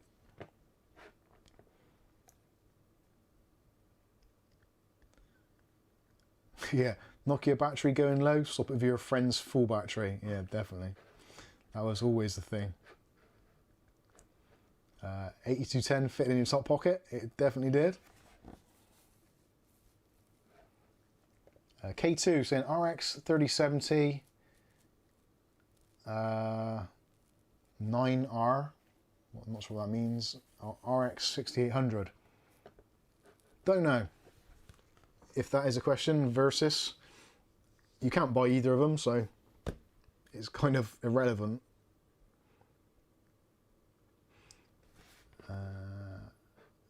Archie says, how do you dispose of redundant computer parts? Normally Facebook. Facebook Marketplace or Discord group. Either way.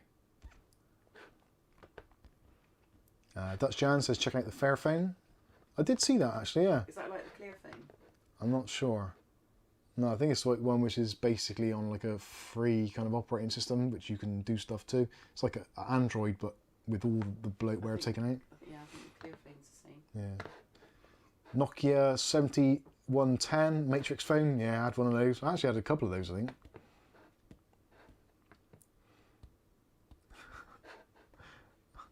Aletta's got the right idea. Ugly Bob's got a good idea as well. Throw him off the Severn Bridge. You know, it makes sense. But that didn't mean you'd have to go out.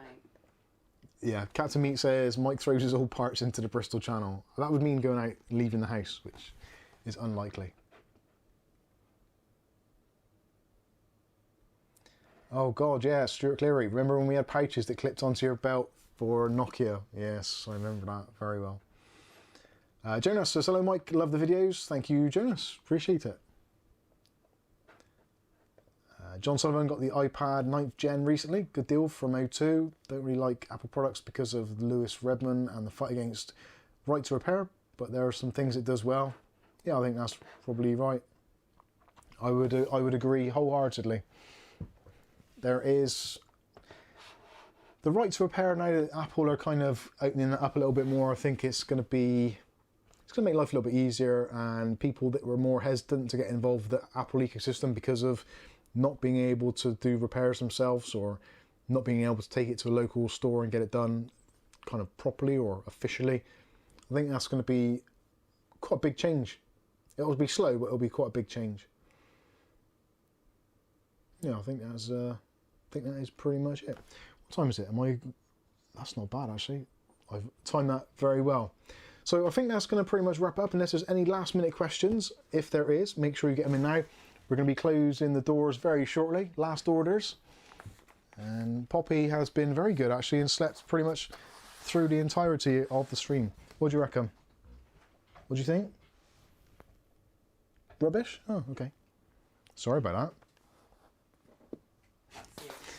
that. she's covering her face. She's not interested at all. Bless her. She is a little sweetie. Oh, you're cute.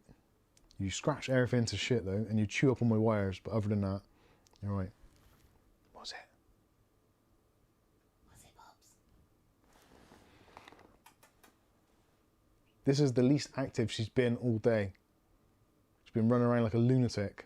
Although give it an hour, as soon as it's bedtime, that'll be it. She'll be going absolutely bananas. I finally said, oh, that's just made my morning. She is... such a cute little killer. She is going to be... My legs look like I've run through a field of razor wire. Yeah, Calf's legs, I'm not joking, they look like she's been in like a horror movie. This little cat uses her legs, rather than run along and jump up, she will claw in and claw up, like, I guess like monkeys climb up a tree, you know, that kind of gripping. She does that with Calf's legs, and every time she draws blood, and it literally is, it's a massacre. Sky Stalker is going to $5 Canadian and says, last call, thanks Calf and Mike. Thank you, Sky, appreciate it. Nick Byron says, good to have your stream back, Mike and Calf. Stay safe, everybody. And Paul's good night all. Glenn says, good night all, cheers Mike and Calf. It is, yep, it is that time already. The chair has been wrecked. The chair is wrecked. The gaming chair is no longer... the other 3 cats, but... It's got a few nicks and dinks. I'm actually glad that Bob's got the chair that he's got now, because otherwise that would be absolutely hanging. Amy Winehouse legs. Yeah, they are Amy Winehouse legs. A little bit worse than that. My toes are okay. Right, okay, let's wrap this up, because I'm going to draw this out way too long. So, yeah, thank you all for the super chats. Sorry that we haven't been online recently as much as we normally would be, and for those who missed the streams, we do apologise. We're trying to get back into a regular swing of things now, and hopefully, fingers crossed, the fitness levels and health levels and mental health levels will stay above board, and we'll keep on doing what we try to do. At least, We might have Christmas yeah, off. we might have a couple of days off at Christmas. You never know. Christmas Day is on a Saturday, so... Christmas Day is on a Saturday. Yeah, we probably won't be able to do a live stream on the Saturday. Maybe Boxing Day. We'll see how that goes. Although we might do Christmas Day, because I don't know if Christmas is cancelled yet or not. Boris hasn't told us. And New Year's Day will be a Saturday, won't it? Oh yeah, New Year's Day is a Saturday as well then. Oh god, yeah, New Year's Day will definitely be a thing, because, well, we won't be doing nothing else, will we? Anyway, I think that's gonna be it for this evening. Thank you all. Glad you're all well, and yeah, thank you all for sticking with us and joining us for the stream. I think that is going to be it. I can't remember what I do now. Oh yeah, I forgot to do that earlier, and I forgot to do that. So let's do that a couple of times. Such a kid. Anyway. That is, oh yeah, that's the button I use pressing it, yeah. So anyway, I've been Mike, this is Mike's Unboxing Reviews Now too, and hopefully we'll catch you in the very next video. Thanks for watching.